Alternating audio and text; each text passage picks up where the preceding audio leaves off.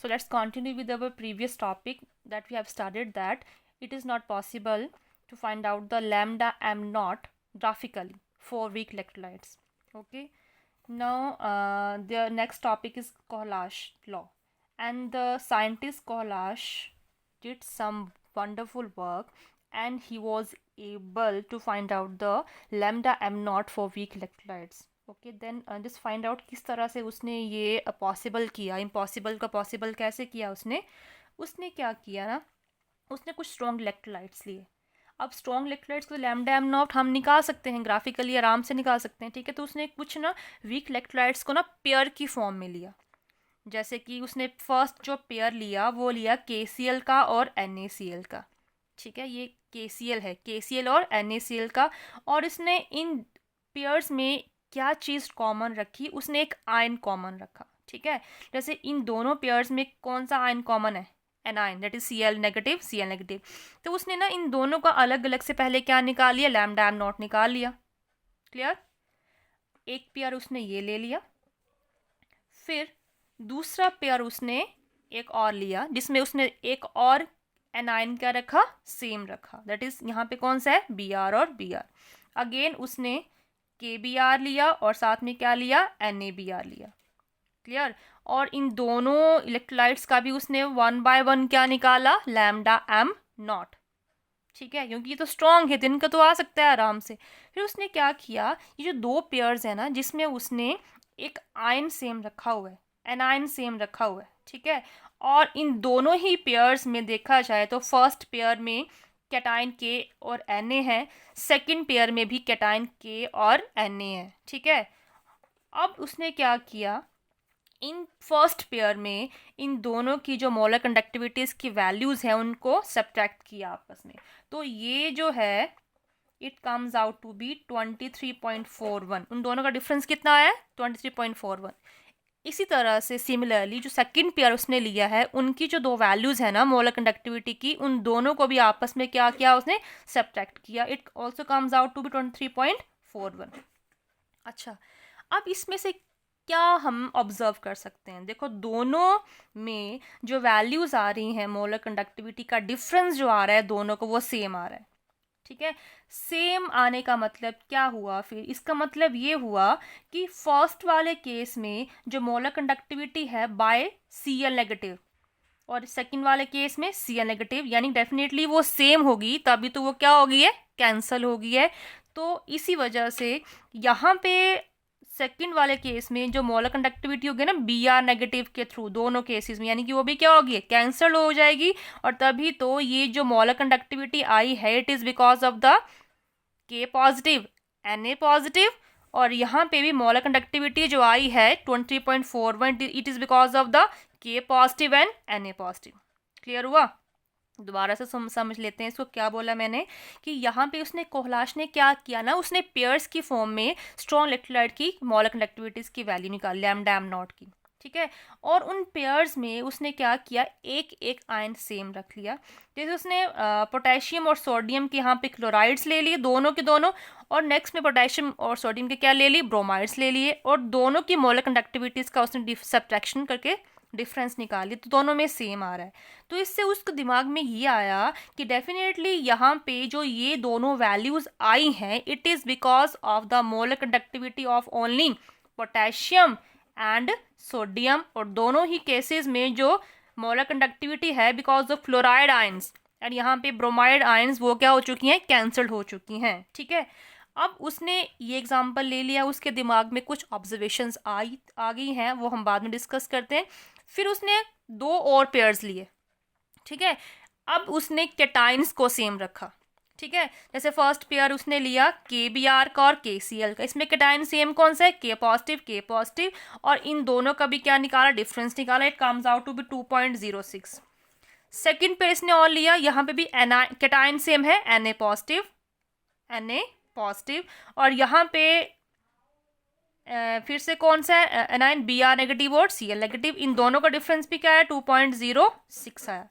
देखो यहाँ पे भी अब उसके दिमाग में वही कंसेप्ट आया कि डेफिनेटली अगर इन दोनों के मोलर कंडक्टिविटी फर्स्ट पेयर का डिफरेंस भी 2.06 है, सेकंड पेयर का डिफरेंस भी 2.06, तो डेफिनेटली क्या है, ये कंडक्टिविटी जो है again because of the bromide ions and chloride ions, यहाँ पे भी के पॉजिटिव कैंसल्ड, यहाँ पे भी Na पॉजिटिव कैंसल्ड, यानी कि मोलर कंडक्टिविटी क्या हो चुकी होगी, उनकी कैंसल सब्ट्रैक्ट होगी।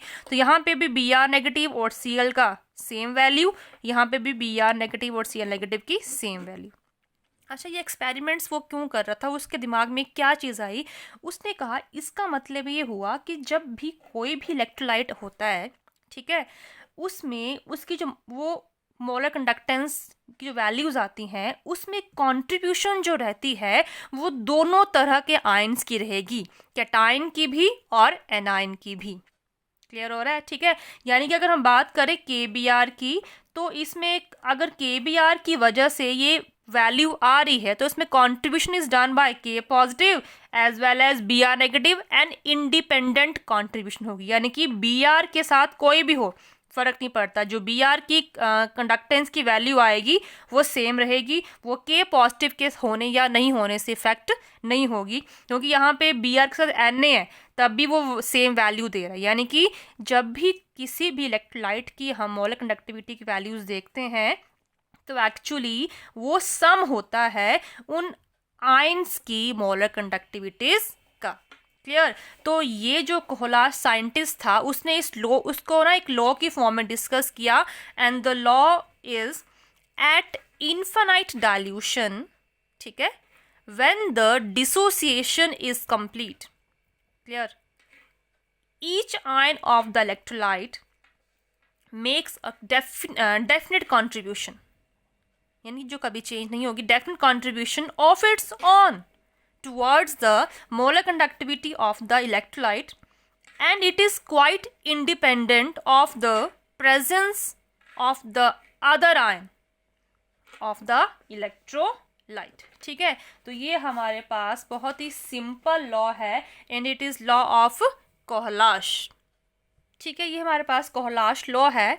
अब कोहलाश लॉ को ना मैंने सिंपल मैथमेटिकल एक्सप्रेशन की फॉर्म में कैसे लिखोगे, ठीक है, जैसे कि अगर ना पहले सिंपल केस लेते हैं ना, मैंने लैम्डा एम नॉट किसके लिए ले लिया, NaCl के लिए, तो जो NaCl का लैम्डा एम नॉट है, what is lambda M naught, it is molar conductivity at infinite dilution है, it is equal to the sum of ionic conductivities, यानी कि lambda M naught for Na positive plus lambda M naught for Cl negative. ठीक है, तो इन दोनों की अपनी अपनी क्या रहेगी, कंट्रीब्यूशन रहेगी, और इन दोनों के आयनिक कंडक्टिविटीज को जब हम प्लस करेंगे that becomes equal to molar conductivity. अच्छा, मोलर कंडक्टिविटी मैंने कब बोलना है आपने, जब आप पूरा इलेक्ट्रोलाइट ले रहे हैं। अब जब आयंस की वजह से कंडक्टिविटी हो रही है तो इसको हम नाम दे सकते हैं मोलर आयोनिक कंडक्टिविटीज। ठीक है, तो Na पॉजिटिव कंडक्टिविटी कुछ होगी, कुछ किसकी होगी, Cl नेगेटिव की होगी। इन दोनों की कंडक्टिविटी को जब प्लस करेंगे then it gives the value of molar conductivity of NaCl at infinite dilution. Clear? और इसको ना अगर हम सिंपली जर्नल की फॉर्म में लिखें, मेरे पास कोई भी इलेक्ट्रोलाइट है AXBY करके, ठीक है, AX इसके नंबर ऑफ क्या आ जाएंगे एटम्स, बी के कितने एटम्स हैं, Y, तो इसकी मोलर कंडक्टिविटी को अगर हम लिखें एक्सपैंड करके it becomes equal to molar conductivity of A plus molar conductivity of B। ठीक है, लेकिन साथ में ध्यान रखना है कि जितने इनके पास इनके कॉफिशेंट्स ये अटैच होंगे ना उसके साथ आपको मल्टीप्लाई भी करना है, यानी कि lambda M naught of AXBY is equal to, एक तो lambda M naught for A, ये पावर Y पॉजिटिव, जो इसका आयन का चार्ज होगा सिंपली आपको पता है, ठीक है, Y पॉजिटिव, और यहाँ पे कितने कॉफिशिएंट कितना, यहाँ पे कितने नंबर ऑफ एटम्स है, 2 है ना, तो आपने X से, सॉरी 2 नहीं है X है, तो X से क्या करना है आपने मल्टीप्लाई करना है। वैसे ही प्लस करके lambda M naught for B, X negative आ गया ना, ऑपोजिट चार्ज X नेगेटिव आ गया, और यहाँ पे कितने है इसके साथ लगा हुआ एटम Y, तो यहाँ पे Y से साथ क्या करना है आपने मल्टीप्लाई करना है। सिंपली समझाने के लिए एल्यूमिनियम सल्फेट लिया है मैंने। अगर एल्यूमिनियम सल्फेट की अगर आपने मोलर कंडक्टिविटी नॉट देखनी है, देखो ये जितने भी है ना ये स्ट्रॉन्ग इलेक्ट्रोलाइट्स हैं, Al2SO4 thrice for lambda M not, खोल के लिखेंगे lambda M naught for Al3 positive जो उसका चार्ज है, और 2 से क्या किया इसको आगे मल्टीप्लाई, बिकॉज Al कितने हैं, एल्यूमिनियम कितने हैं मेरे पास 2 है, प्लस 3 सल्फेट है तो 3 बाहर आ जाएगा into lambda M naught for sulphate ions SO4 negative. ठीक है, अब ना ये कोहलास जो था, ये इतना सब कुछ करने का उसका मेन मोटिव क्या था, उसने क्यों इतना ये लॉ दिया, अब ये अप्लाई कैसे कैसे किया गया। ठीक है, तो नेक्स्ट हमारे पास है एप्लीकेशंस ऑफ कोहलाश लॉ।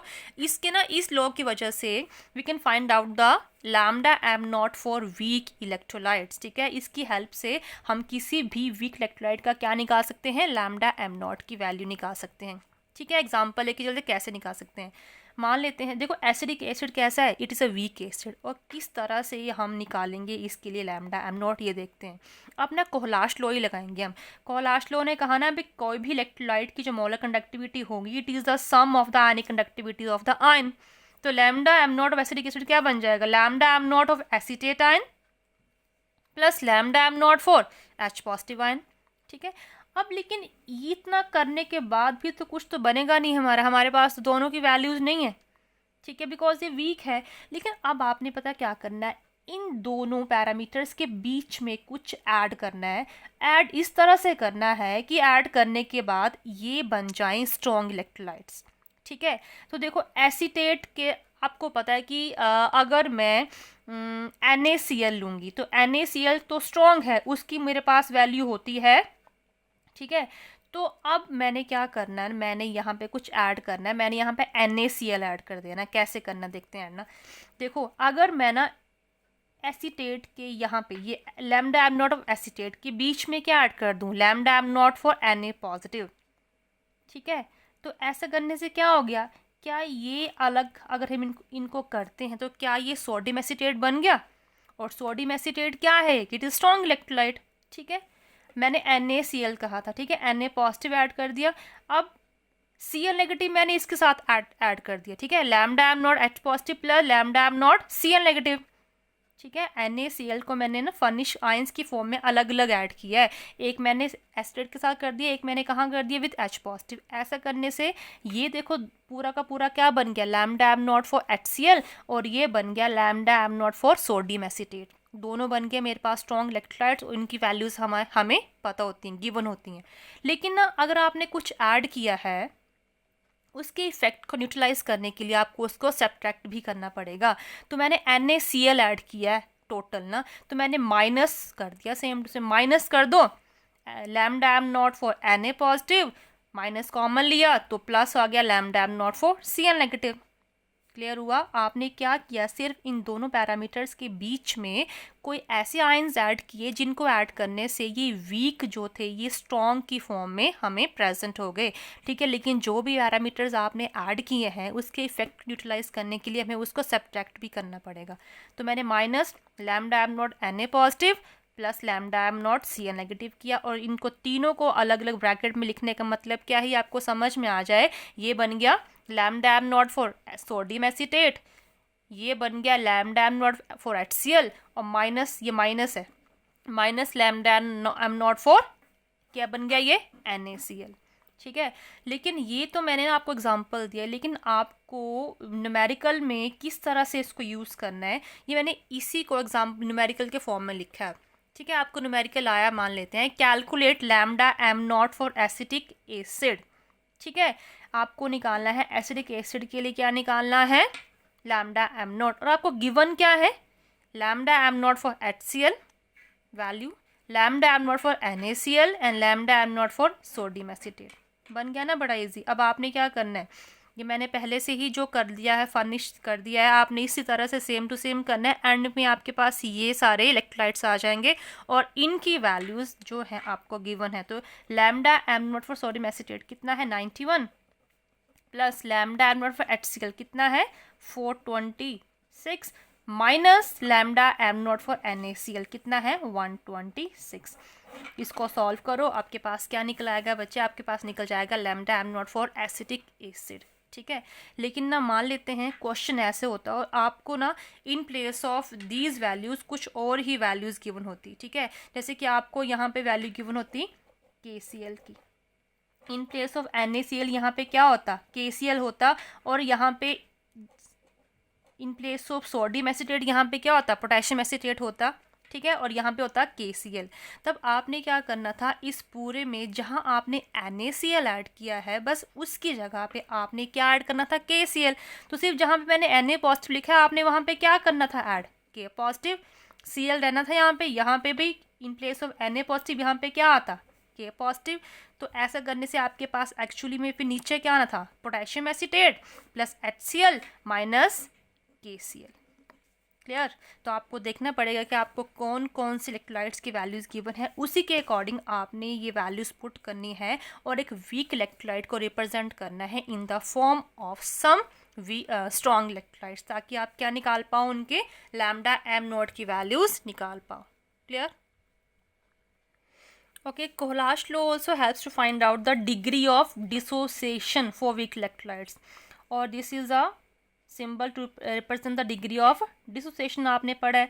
तो कोहलाश लॉ की हेल्प से कैसे फाइंड आउट करेंगे, इसका फॉर्मूला क्या होता है बच्चे, lambda M C upon lambda M naught. Lambda M C क्या है, it is a molar conductivity at any concentration, कोई भी वैल्यू पे, किसी भी कंसनट्रेशन पे, ठीक है। और लैम्डा एम नॉट है 4 एट ज़ीरो कंसनट्रेशन पे। तो कोहलाश ने कैसे हेल्प किया, कोहलाश की वजह से आप क्या निकालोगे, किसी वीक इलेक्ट्रोलाइट का लैम्डा एम नॉट निकाल लोगे, ये वैल्यू गिवन होगी तो आप आराम से क्या निकाल सकते हो, उसका डिग्री ऑफ डिसोसिएशन। ठीक है, ये फॉर्मूला लर्न कर लेना आपने, alpha is equal to lambda M C upon lambda M not.